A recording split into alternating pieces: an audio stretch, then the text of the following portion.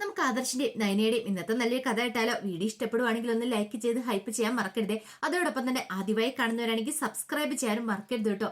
അങ്ങനെ ആ, അനി താമസിക്കുന്ന പൊന്മുടിയിലേക്ക് ഫോൺ ചെയ്തതിന് ശേഷം ആദർശ് ദേവയാനോട് പറഞ്ഞു. അതെ, അവര് മൂന്നാല് പേരുണ്ടെന്നാ പറഞ്ഞത്. ദേവയാനി പറഞ്ഞു, എന്തൊക്കെയാണ് നന്ദു ചെയ്ത് ഒട്ടും ശരിയാന്ന് തോന്നില്ല. നന്ദു ഒന്നുമല്ലേ, ഒരു പെണ്ണല്ലേ, അവിടെ പോയി ഇങ്ങനെ താമസിക്കേണ്ട കാര്യമൊക്കെ ഉണ്ടോ?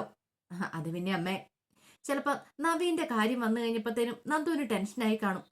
അതുകൊണ്ടായിരിക്കും അവരൊന്ന് ചില്ലാവാൻ പോയതായിരിക്കും. പിന്നെ ഈ പറയുന്ന രാകേഷിനും വിഘ്നേഷിനും ഒക്കെ ഇപ്പൊ ജോലി ഉണ്ടല്ലോ, എല്ലാരും തിരക്കില്ലേ, അപ്പൊ ഇടയ്ക്ക് അവരൊന്ന് കൂടിയതായിരിക്കും.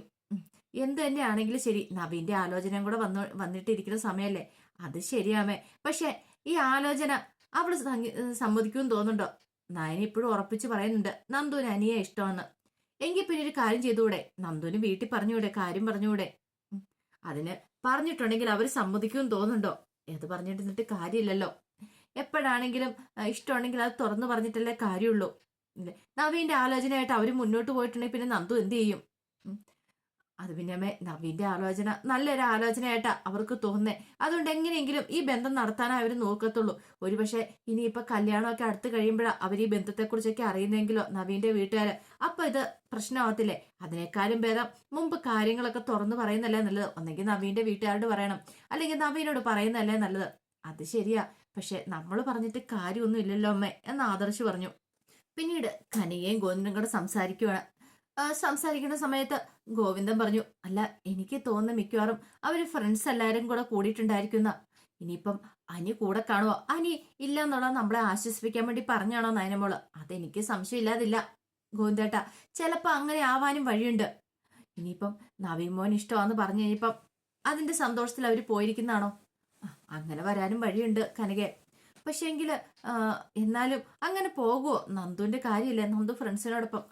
സാരമില്ല, നമുക്ക് നോക്കാം. അല്ലെ, ഇനി ഇന്നെങ്ങാനും അവള് വരുവോ? അതും അറിയത്തില്ല ഗോവിന്ദേട്ടാ. നമ്മൾ അങ്ങനെയൊക്കെ പറഞ്ഞതിന്റെ വിഷമത്തിലാണോ എന്താന്നും അറിയത്തില്ലോ. നബീമോന്റെ ആലോചന വന്ന നല്ല കാര്യം തന്നെ. എത്രയും പെട്ടെന്ന് തന്നെ നടത്തണം. ഈ ചിങ്ങത്തിൽ നടത്താൻ പറ്റുമെങ്കിൽ ചിങ്ങത്തിൽ തന്നെ നടത്തണം. അത് ശരിയാ. പിന്നെ കനകെ, മൂർത്തി സാറും കുടുംബവും പിന്നെ ആദർശ് മോനൊക്കെ പറഞ്ഞിട്ടുണ്ട് ഈ കല്യാണത്തിന് വേണ്ടുന്ന കാര്യങ്ങളെല്ലാം ചെയ്തു തരാന്ന്. പക്ഷെ അങ്ങനെയല്ലോ, നമുക്ക് നമ്മുടേതായ ഒരു കരുതലും കാര്യങ്ങളൊക്കെ വേണ്ടേ? നമ്മൾ വേണം എല്ലാത്തിനും എല്ലാ കാര്യങ്ങളും ചെയ്യാനായിട്ട്. അവരെ നമ്മൾ വെറുതെ ബുദ്ധിമുട്ടിപ്പിക്കാൻ പാടില്ല. അത് പിന്നെ എനിക്ക് അറിയരുതോ ഗോവിന്ദേട്ടാ? കാരണം നവീൻ മോനെ പോലുള്ള അവരുടെ ഒരു ഫാമിലിയിലേക്ക് കയറി ചെല്ലാൻ പറ്റുകയെന്ന് പറഞ്ഞാൽ അത് നന്ദുവിന് വലിയ ഭാഗ്യമായിട്ടാ ഞാൻ കരുതുന്നത്. അപ്പൊ പിന്നെ കല്യാണത്തിന് ഒരു കുറവുണ്ടാകാൻ പാടില്ല.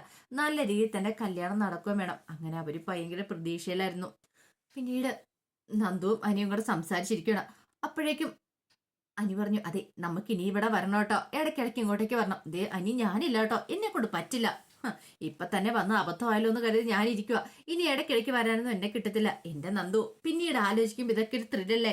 ഇപ്പോഴല്ലേ നമുക്ക് ഇങ്ങനെ എൻജോയ് ചെയ്യാൻ പറ്റുള്ളൂ. അതെ, അധികം എൻജോയ് ചെയ്തും കാര്യങ്ങളൊന്നും വേണ്ട, അറിയാനുള്ള കാര്യങ്ങളൊക്കെ. നവീൻ എന്റെ ആലോചന വന്നിട്ടിരിക്കുക, എന്ത് ചെയ്യണമെന്ന് എനിക്കറിയില്ല. അല്ല, നിനക്ക് പറഞ്ഞുകൂടെ നിനക്ക് ഇഷ്ടമില്ല എന്നുള്ള കാര്യം? എന്നെ ഇഷ്ടമാന്ന്. ആഹാ, ഇതാപ്പം നന്നായത്. നിന്നോടല്ലേ എന്നെ ഇഷ്ടമാന്നുള്ള കാര്യം നവീനേട്ടൻ പോയി പറയാൻ പറഞ്ഞേ. എന്നിട്ടോ നീ പറഞ്ഞോ നിനക്ക് എന്നെ ഇഷ്ടമാന്നുള്ള കാര്യം? ഇല്ലല്ലോ. എന്നിട്ടിപ്പൊ എന്റെ തലയിലേക്ക് വെക്കുന്നോ? എടി, നീ പറഞ്ഞാ മതി. പിന്നെ ഞാൻ എങ്ങനെയാടാ പോയി പറയണത്? എനിക്ക് അതൊക്കെ ഓർക്കുമ്പോ ആകെപ്പാട് ടെൻഷനാ. ഇനി എന്താവും ഏതാവൂന്നൊന്നും അറിയില്ല.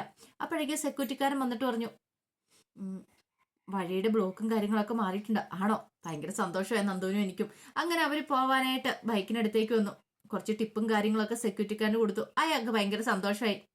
അങ്ങനെ അവര് വണ്ടിയിലേക്ക് കയറുമ്പോഴത്തേനും നന്ദു ചോദിച്ചു, അല്ല, രാകേഷും വിഘ്നേഷും ഒക്കെ അവിടെ വന്ന് നിൽക്കുന്നുണ്ടായിരിക്കോ? ഉണ്ടായിരിക്കും എന്ന് പറഞ്ഞു.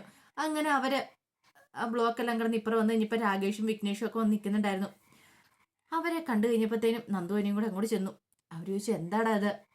ഇതെന്ത് പരിപാടിയാ കാണിച്ചേ എന്നൊക്കെ ചോദിക്കുകയാണ്. എടാ, ഒന്നും പറയണ്ട, ഇങ്ങനെയൊക്കെ സംഭവിക്കേണ്ടി വന്നു. ഇന്നലെ വന്നതാ, പക്ഷേ കടന്നു വരാൻ പറ്റിയില്ല. പറഞ്ഞല്ലോ, ബ്ലോക്കായിരുന്നു.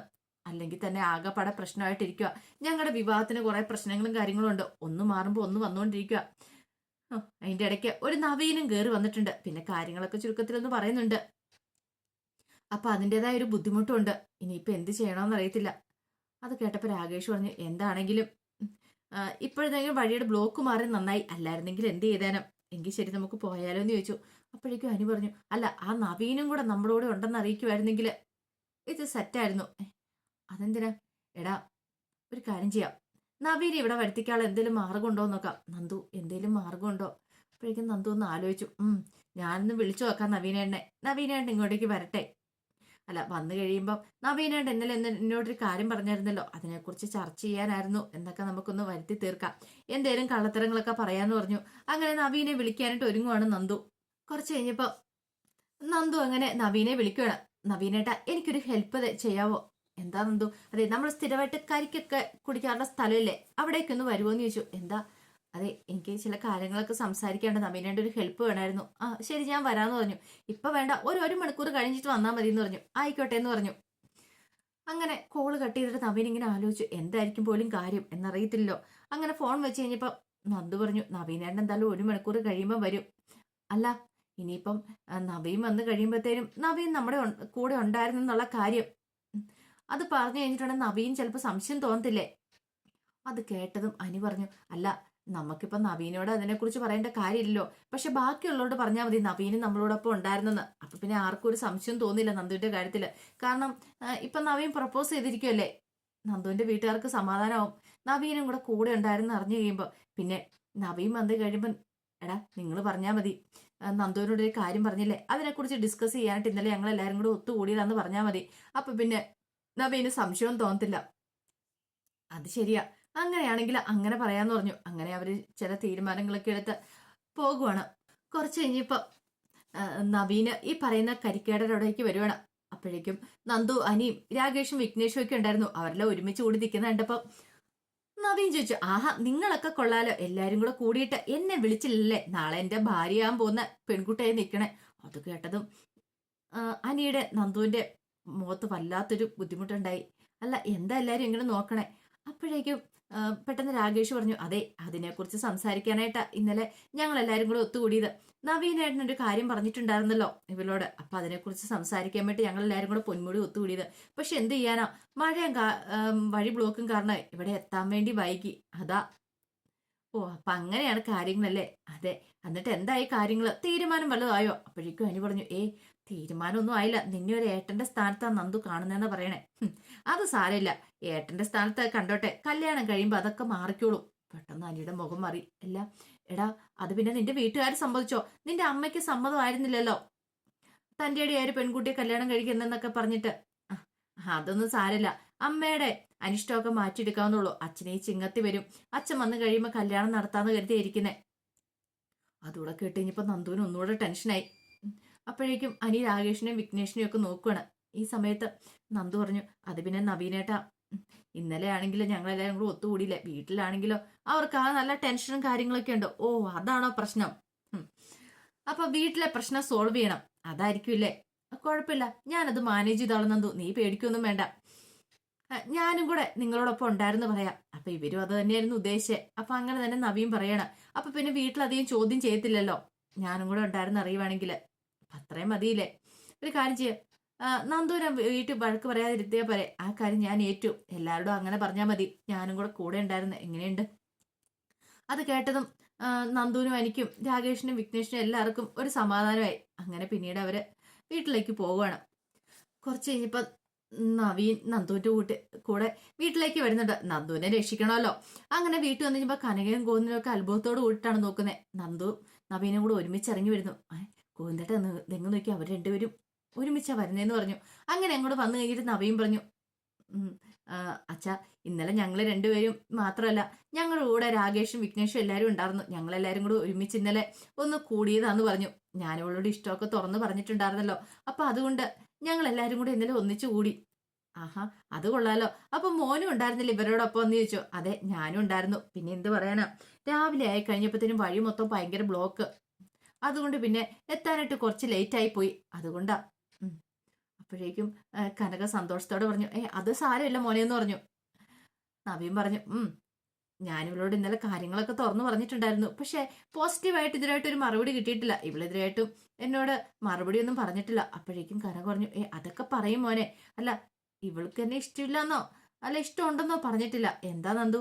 നന്ദുവിന് മുഖം വല്ലാതായിട്ട് ഇരിക്കുകയാണ്, കണ്ടില്ലേ? അത് പറയുമ്പം പോലും ഇവളുടെ മുഖത്തൊരു അനിഷ്ടഭാവ. ഗോവെന്ന് പറഞ്ഞു, അങ്ങനെയൊന്നും ഇല്ല മോനെ, നമുക്കിതൊക്കെ ആലോചിച്ച് തീരുമാനിക്കാവുന്നല്ലേ ഉള്ളൂ. അത് വേണം, എത്രയും പെട്ടെന്ന് തന്നെ വേണം. അച്ഛൻ ചിങ്ങത്തി വരും, ചിങ്ങത്തി വന്നു കഴിയുമ്പോൾ കല്യാണം നടത്താമെന്ന് പറഞ്ഞുകൊണ്ടാ ഇരിക്കുന്നത്. ആ, അങ്ങനെയാണെ പിന്നെ ഞങ്ങൾക്ക് സമ്മതം, ഞങ്ങൾക്കും വേറെ പ്രശ്നമൊന്നും ഇല്ലാന്ന് പറഞ്ഞു. എങ്കിൽ ശരി, നിങ്ങൾ സംസാരിക്കുക, ഞാൻ അങ്ങോട്ട് പോട്ടെ എന്ന് പറഞ്ഞു. അങ്ങനെ നവീൻ അങ്ങോട്ട് പോയി. നവീൻ പോയി കഴിഞ്ഞപ്പോഴത്തേനും കനക പറഞ്ഞു, നന്ദു, ഉം, നീ എന്താ അവനോടൊന്നും പറയാതിരുന്നേ? ദേ, ഒരു കാര്യം ഞാൻ പറഞ്ഞേക്കാം, എത്രയും പെട്ടെന്ന് എനിക്ക് കല്യാണം നടത്തണം. എന്റെ അമ്മേ, അമ്മയ്ക്ക് ഈ കല്യാണത്തെക്കുറിച്ച് മാത്രമുള്ളോ ചിന്ത, അല്ലാതെ എന്നെക്കുറിച്ച് ഒരു ചിന്തയില്ലേ? എന്താടി നിനക്കിപ്പോ പ്രശ്നം? ഇത് ഞാനൊന്നും പറയണില്ല. അത് കേട്ടതും കനക ദേഷ്യപ്പെടണം. അപ്പൊ ആ സമയം ഗോന്ന് പറഞ്ഞു, വേണ്ട കനകെ, നീ വെറുതെ ഒരൊന്നും പറയണ്ടെന്ന് പറഞ്ഞു. നന്ദു അകത്തേക്ക് കീറിപ്പി. കനകെ, അവളോട് ഇനി ദേഷ്യപ്പെടാൻ പോകണ്ട, അവളുടെ സ്വഭാവം അറിയാലോ. അവൾക്ക് ദേഷ്യം വന്നിട്ടുണ്ട്, പിന്നെ എന്താ ഏതാന്നും അറിയത്ത് പോലും ഇല്ല. എത്രയും പെട്ടെന്ന് ഈ വിവാഹം നടത്താൻ നോക്കണം. ഗോവിന്ദേട്ടാ, അതിന് അവള് സമ്മതിക്കണ്ടേ? അപ്പൊ ഇനി നമ്മൾ എന്ത് ചെയ്യും? എങ്ങനെയെങ്കിലും അവളെ കൊണ്ട് സമ്മതിപ്പിക്കണം, എന്നിട്ട് ഈ വിവാഹം നടത്തണം എന്നൊരു തീരുമാനത്തിൽ അവരെത്തുവാണ്. തൽക്കാലത്തേക്ക് നന്ദു രക്ഷപ്പെട്ടു, നവീൻ രക്ഷപ്പെടുത്തി. പക്ഷെ ഇനിയിപ്പോ സത്യങ്ങളൊക്കെ അറിഞ്ഞു കഴിയുമ്പോ എങ്ങനെയാവുമെന്ന് അറിയത്തില്ല. അപ്പൊ അതിന്റെ കഥകളൊക്കെയാ കാണുന്നത്. ഇതിന്റെ ബാക്കി വിശേഷങ്ങളുമായിട്ട് വൈകുന്നേരത്തെ പ്രൊമോയി വരാട്ടോ. ഒരിക്കൽ കൂടി എല്ലാവർക്കും ശുഭദിനം നേർന്നുകൊണ്ട് നിർത്തുന്നു.